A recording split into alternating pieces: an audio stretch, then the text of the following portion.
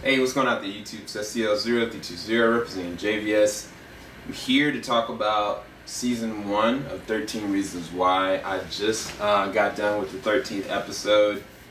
Last 3 episodes, I'm not going to lie, they are very viscerally realistic, heartbreaking, and just raw. That's the best way I can kind of describe it. The show in and of itself, the immersion of it, I can see why so many parents and different people are just so worried about it, because it brings up this really serious topic of not just bullying, but the immersion of what social media and what kids and students, young adults, are really going through on a daily basis. It's like, now being an adult personally and having my own wife and having my own job and having my own everything is very different than when I remember going through high school and going through points of trying to get to college and trying to be somebody. Like, those things are surface level, but the relationships and the interactions that you don't see as parents, you don't see as, you know, adults looking in, those can be very life-shifting. And if one thing I can say about this show is that it enlightens you. If your perspective on trying to be a parent is like trying to understand how to work with the young adult, how to intercede on their behalf, how to teach them to go one way or another. And it's like, the prime example is Clay and Hannah.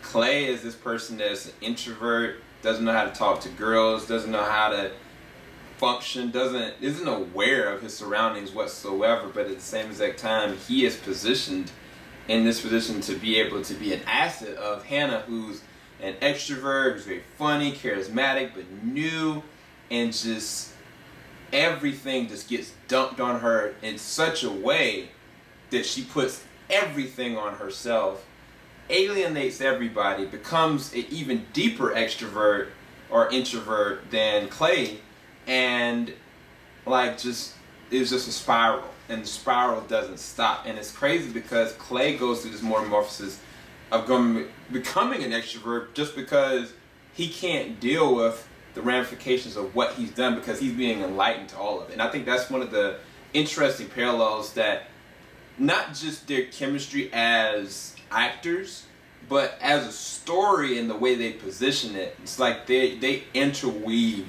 this entire registry of different characters, from Justin to Jessica to Alex, to Zach, to Kevin the counselor, to the parents, to the jerk that I won't name because I don't want to spoil it.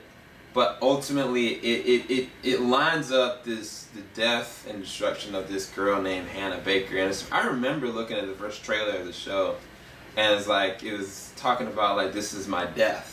And I was like, do I really want to see this? Am I in the right mood to kind of see this? And at first going into it, I really didn't know. Like, I knew there were certain heavy subject matters, but I knew going through high school myself, there were different points of me going through depression. There were certain points of me going and dealing with levels of hopelessness and like feeling down on myself and receding into myself, feeling like an introvert, but yet still being like the athlete, being the academic person, being the person that tries to bring people together, but then really nobody really understanding what's really going on in the inside of me.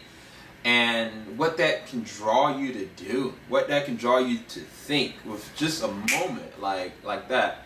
One of the things that, you know, that really blessed me, that really helped me, is that I had this incessant need for God, to be able to hold on to the fact that for me to be here, I can't just put my dependency on man, because people will ultimately fail me in one way, shape, or form in some capacity. But my draw and my love and my reason for being is deeper than just some other person.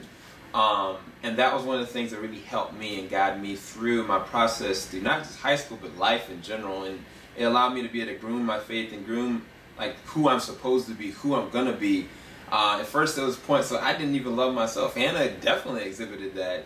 Other people in this show definitely exhibited that. They drew from different things, like from substance abuse, all different kinds of forms of things to try to coping mechanisms to disassociate themselves from their reality, and then putting up facades to try to keep and maintain the lie.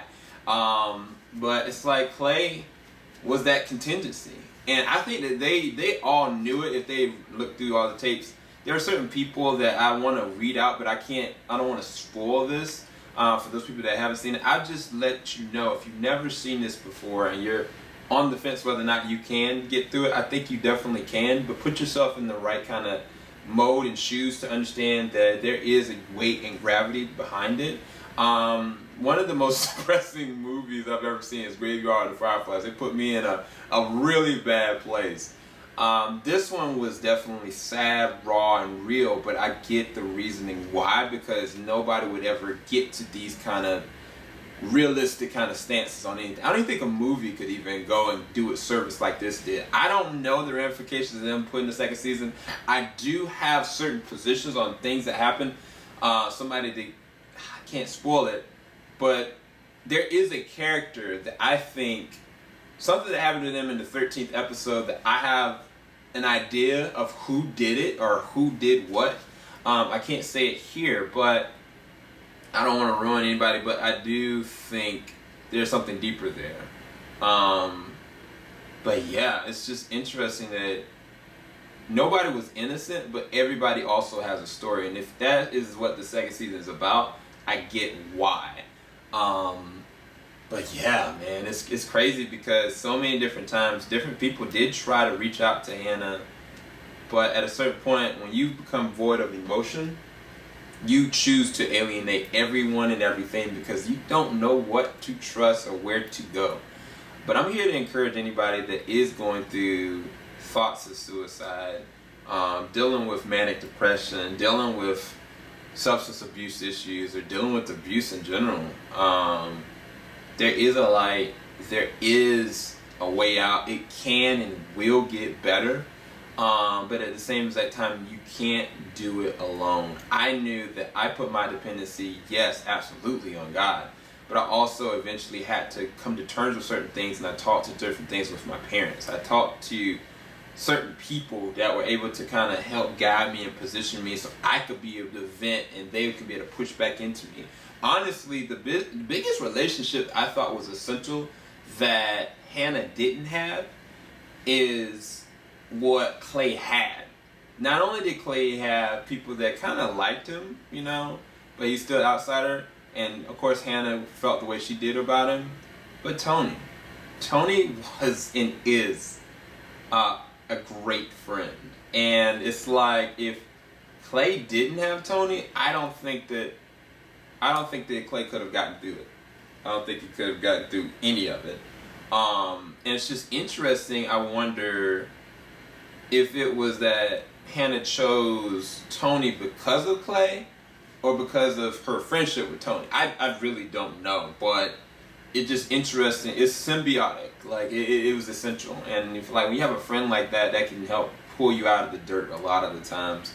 But either way, I just pray that any of you guys that are dealing with this, that you know that there's a God that loves you, that you know there are people that do love you. You do matter. Your life does matter. If you don't know how to love yourself, know that God can teach you to love yourself. Because I definitely was in the same exact boat. If you feel like you're in a depressed or down state, know that there is joy that can be brought out of that thing. And when you're going through your worst, when you're going through the grind, go to James 1:2-5, and in the midst of your storm, let it be an opportunity to find joy. And the worst time, let it be an opportunity to find joy. And then when you know you need God's help, ask Him. Talk to Him. It sounds crazy, it looks crazy. A lot of times you shouldn't talk to yourself. We do that all the time anyway. So why not talk to God, see what happens?